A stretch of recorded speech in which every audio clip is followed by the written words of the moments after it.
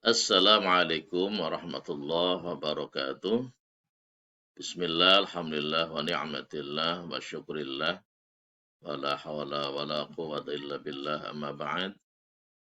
Anak sekalian, kelas 12 yang saya banggakan, pada rekaman ini kita akan melanjutkan ya untuk sama-sama kaji KD5 ya. KD5 atau KD terakhir fikih semester ganjil yaitu yang berjudul Al-Qawaidul Khamsah. Ya, jadi al-qawaid itu merupakan bentuk jamak dari qaidah. Ya. Kalau qaidah adalah tunggal, kalau al-qawaid adalah jamak. Jadi kalau diartikan al-qawaidul khamsah adalah kaidah-kaidah yang 5 dalam ilmu usul fikih yang berkaitan dengan perbuatan-perbuatan manusia yang sudah mukallaf ya. Baik yang menyangkut ibadah maupun yang menyangkut muamalah. Dan mari sebelum dilanjut kita awali dengan membaca basmalah. Bismillahirrahmanirrahim. Anak sekalian, jadi kaidah yang pertama dalam kade ini berbunyi al-umuru bimaqasidiha. Al-umuru bimaqasidiha. Apa itu artinya? Yaitu segala sesuatu tergantung tujuannya. Segala sesuatu tergantung tujuannya. Nah, dasar hukum dari kaidah ini adalah berdasarkan hadis dari Rasulullah Shallallahu Alaihi Wasallam, riwayat Imam Bukhari, di mana Rasulullah bersabda, "Innamal a'malu binniyat wa innama likulli imri'im ma nawa." Sesungguhnya segala amal tergantung pada niatnya. Dan sesungguhnya bagi setiap orang itu hanyalah apa yang ia niati. Jadi kaidah ini anak sekalian berkaitan dengan pentingnya niat dalam kita berbuat sesuatu, ya, baik yang menyangkut ibadah maupun yang menyangkut muamalah atau amaliyah dengan manusia lain, ya.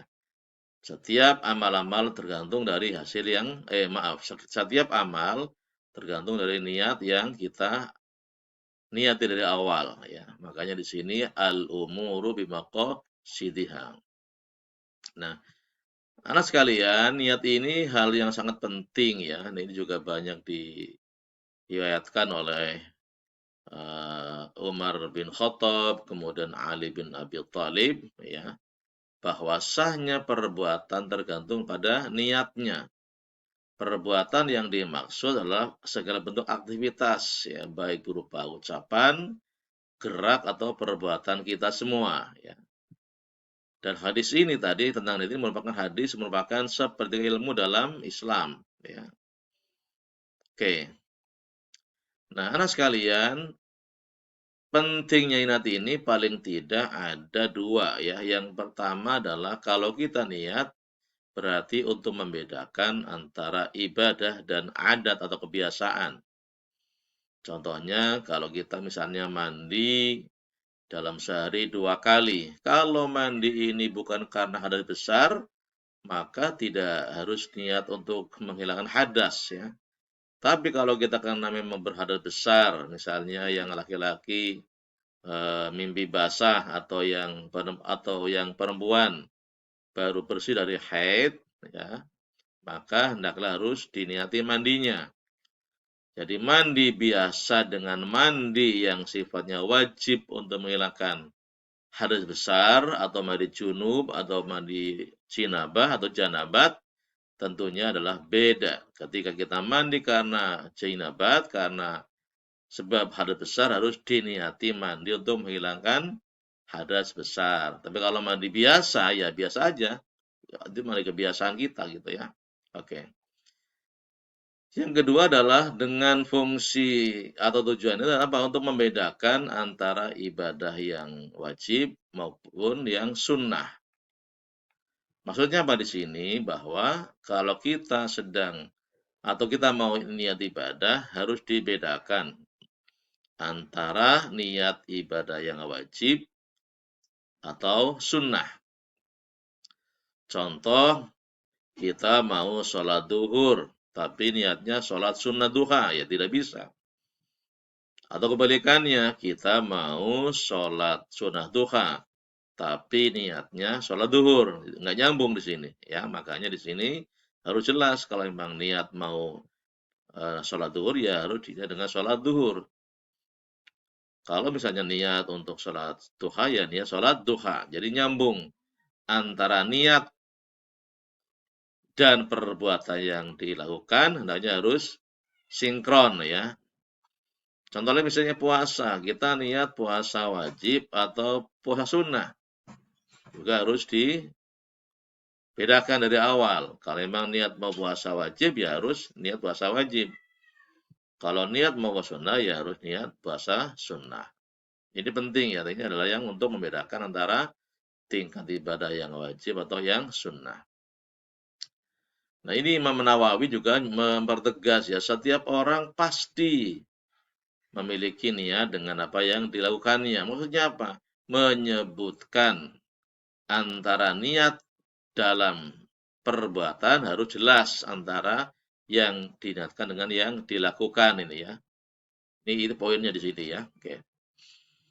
Kemudian sekalian, setiap perkara yang membutuhkan niat fardu ya, tentu harus jelas ibadahnya ini jelas ya. Jadi artinya antara niat yang wajib ya atau niat yang sunnah harus jelas-jelas dibedakan dari awal dalam berbuat sesuatu.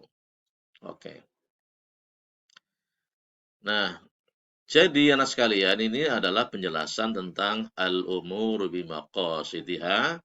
Lebih detail tentang penjelasan ini, Ananda bisa baca lagi ya di buku fikih paket dari Kemenak ya.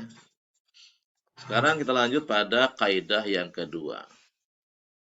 Kaidah yang kedua berbunyi al-yaqinu la yuzalu bisyak ya. Al-yaqinu la yuzalu bisyak. Bahwa keyakinan tidak bisa dihilangkan dengan sebab keraguan. Dasar hukumnya adalah keraguan yang baru datang pada suatu keyakinan yang disebabkan oleh satu hal yang sifatnya eksternal tidak dapat menghilangkan keyakinan. Dengan kata lain di sini adalah ketenangan dalam hati menetapi hakikat dari sesuatu. Sebaliknya, keraguan atau syak atau kebimbangan antara dua hal atau lebih yang sejajar atau ada yang lebih unggul. Maksudnya di sini apa? Ini adalah perbandingan atau komparasi atau versus nih ya, perlawanan ya antara yakin dengan bimbang. Jadi al-yaqinu la yuzalu bisyak. Keyakinan tidak bisa dihilangkan dengan sebab keraguan. Nah, dasar dari kaidah kedua ini adalah yang pertama hadis dari riwayat Imam Muslim ya, di mana Rasulullah SAW bersabda, "Idza syakka ahadukum fi sholatihi falam yadri kam shalla thalathan am arba'an faladrakhil syakka wal yabni ala mastaiqona." Ya. Apabila kalian ragu dalam sholatnya dan tidak mengetahui berapa rakaat dia sholat, 3 atau 4 rakaat, maka buanglah keraguan itu dan ambillah yang yakin. Jadi di sini poinnya adalah ketika kita sedang sholat, kemudian terjadi ragu-ragu, apakah baru 3 rakaat atau sudah 4, misalnya dalam sholat duhur atau asar yang 4 rakaat ya, maka harus segera kamu kembalikan kepada keyakinan. Kalau memang keyakinannya adalah sudah 4 rakaat, tentunya harus segera diselesaikan sampai salam. Tapi kalau ragu-ragu Bapak kamu kemudian mengembalikan yakinnya baru 3 rakaat, hendaklah kamu tambahkan 1 rakaat lagi. Nah, itu ya. Jadi segera dikembalikan kepada keyakinan yang kamu yakini, gitu ya. Oke. Dasar hadis kedua adalah ada hadis juga Imam Muslim yang meriwayatkan ya, Rasul bersabda, "Idza wajada hadukum fi batni syai'an fashkal alaihi akhraja minhu syai'un am la, fala yukhrijanna minal masjid hatta yasma'a sautan aw yajida rihan." Apabila kalian merasakan ada sesuatu dalam perut yang membuat kalian ragu-ragu, apakah kentut ataukah tidak kentut, maka jangan batalkan sholat sehingga kalian mendengar suara kentut atau mencium baunya. Jadi ada poinnya apa di sini sekalian? Poinnya adalah kita sedang sholat. Kemudian perut kita agak bermasalah gitu, misalnya karena makan sambal atau apa. Kemudian terjadi ragu-ragu, ini sedang sholat ragu-ragu. Batal nggak nih, apa kentut apa enggak gitu ya. Maka harus kembali ke keyakinan. Kalau kamu yakin, ya kalau kita yakin bahwa kita memang belum mencium bau kentut atau belum terasa suara kentut keluar, tut misalnya, maka berarti kalian yakin belum batal atau tidak kentut. Tapi kalau kemudian kalian merasa ada sesuatu yang keluar, kemudian tercium baunya, atau mungkin kamu juga dengar suara kentut meskipun kecil suaranya, maka hendaklah kamu batalkan sholatnya, kemudian kamu ulang lagi, ya berwudu lagi, kemudian mengulang lagi sholatnya. Jadi hadis kedua ini juga sama nih ya, membuang keraguan untuk menuju kepada keyakinan. Ya, makanya al-yaqinu la yuzalu bisyak ya. Harus kembalikan kepada keyakinan, jangan kemudian lama-lama dalam kebimbangan atau keraguan. Oke. Nah, kaidah-kaidah di dua ini cukup banyak nah sekalian ya. Ada kaidah bako makana ala makana ya. Ini cukup panjang penjelasannya, nanti kalian bisa membaca di buku fikih paket Kemenak ya.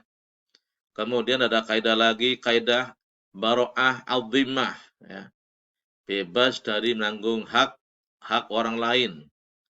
Ini juga panjang penjelasannya. Kalian bisa baca lebih detail di buku fikih paket Kemenak.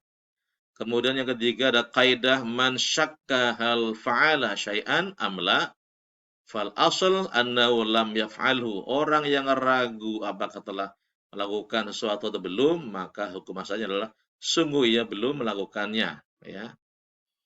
Ini juga penjelasannya nanti kamu bisa lihat di buku fikih Kemenak.